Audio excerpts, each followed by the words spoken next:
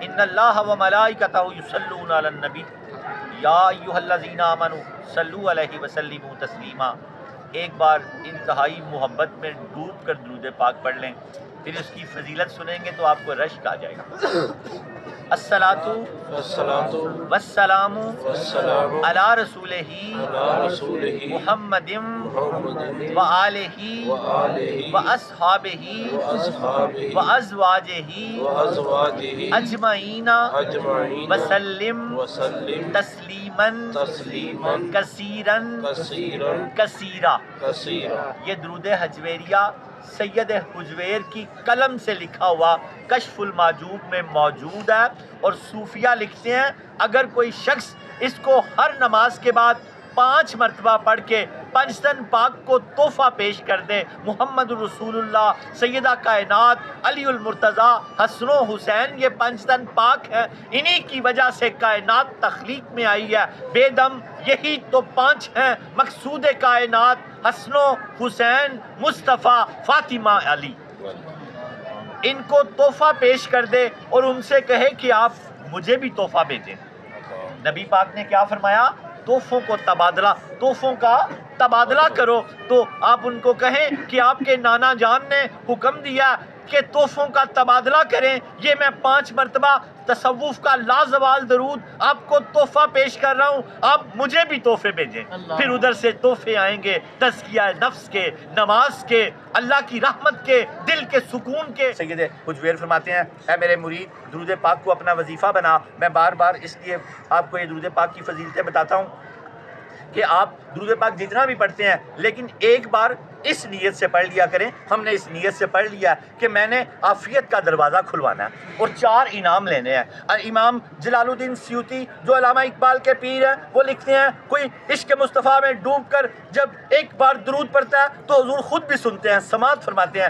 درود پڑھتے ہوئے اس توجہ کو، اس خیال کو بہت بار بار دہرایا کرو کہ آقا سن رہے ہیں، آقا سن رہے ہیں. شرم آئے گی نا، ادب آئے گا نا.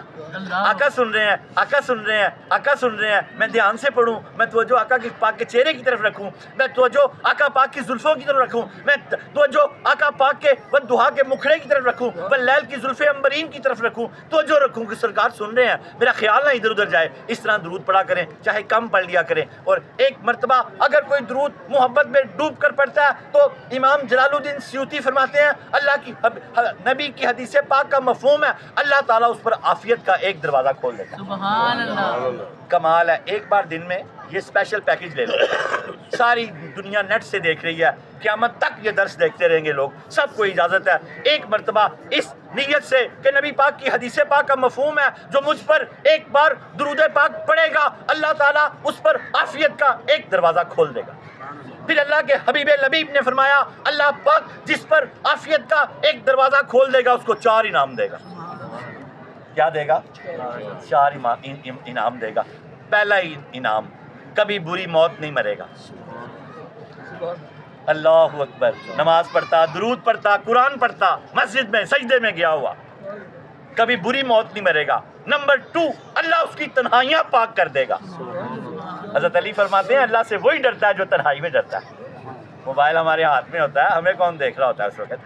اگر ہم اس سین کو بڑی تیزی سے آگے کر دیتے ہیں تو ہم اللہ سے ڈرتے ہیں، اور اگر ہم وہ سین دیکھتے ہیں تو ہم اللہ سے نہیں ڈرتے. یہ پیمانہ حضرت علی نے دے دیا. اور نمبر 3، اللہ کسی ظالم کے جنگل میں کبھی نہیں اس کو پھنسنے دے گا، اس کو کوئی پیڑا جوائی نہیں ٹکرے گا. تیاں دے بندے فرشتیاں مر کے ٹکرن گے. اللہ کا وعدہ ہے. ایک بار درود پاک اس نیت سے ضرور پڑھا کرو جتنا بھی درود پڑھتے ہو پڑھ. اور چوتھا، اللہ کے حبیب لبیب نے فرمایا اللہ پاک اس کے رزق کو اتنا آسان کر دے گا کہ رزق جہاں بھی ہوگا اس کے قریب کر دے گا، اس کو رزق کریم دے گا. رزق کریم کون سا ہے؟ جو اس کے کرم سے ہے. بس ایک مرتبہ درود پاک تو ہم نے بہت پڑھنا ہے لیکن ایک مرتبہ اس نیت سے پڑھنا ہے کہ نبی پاک سے عافیت کا دروازہ اللہ سے کھلوانا ہے. پھر ایک بار درود حجویریہ پڑھ لو. الصلاۃ والسلام علی رسولہ محمد وآلہ واصحابہ وازواجہ اجمعین وسلم تسلیما کثیرا کثیرا. یہ درود پاک سید حجویر نے لکھا ہے اور اپنی किताब कश्फ मजूब में इसका एक हिस्सा इब्तदा में लिखा है, एक इंतहा में लिखा है, और सारी उम्मत को ये पैगाम दिया कि कोई भी काम दुरूद पाक के बगैर ना शुरू करना। और कोई भी काम करो, बीवी से घर भी जाओ ना, बीवी से बात करने से पहले भी दुरूद पढ़ लिया करो। देखो बरकतें, बच्चों से बात करने से भी पहले दुरूद पढ़ लिया करो, और बात ख़त्म करते हुए दुरूद पढ़ लिया करो। हज़ूर पाक ने फरमाया, मैं तुमको तुम्हारी मजलिसों के कुफ़ारे ना बताऊं? जब तुम आपस में मजलिसें करो तो उनमें कोई ना कोई गलती तो हो ही जाती है। तुम अगर मेरी ज़ात पे एक बार दुरूद पढ़ लो, अल्लाह उस मजलिस के सारे गुनाह बख्श देगा। सदके या रसूलल्लाह। और इस बात को आगे से आगे पहुंचाओ। अपने दोस्तों में तो हम सारे ही बैठते हैं, उन्हें कहो, और अल्लाह के नबी की हदीस पाक का एक और मफहूम है, जो मेरी बात को आगे पहुंचाएगा उसका चेहरा हमेशा चमकता रहेगा जैसे भाईजान का चमक रहा, और ये हमेशा चमकता रहेगा, हम सब का हमेशा चमकता रहेगा।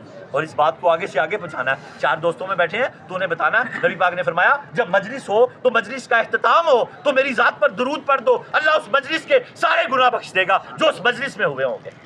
तो ये बात हदीस पाक भी पहुंच गई, दुरूद पाक भी पढ़वा लिया, इसकी आदत भी बन गई, तो इंशाअल्लाह ताला चेहरे भी चमकते रहेंगे और ईमान और नूरे कल्ब भी चमकता रहेगा।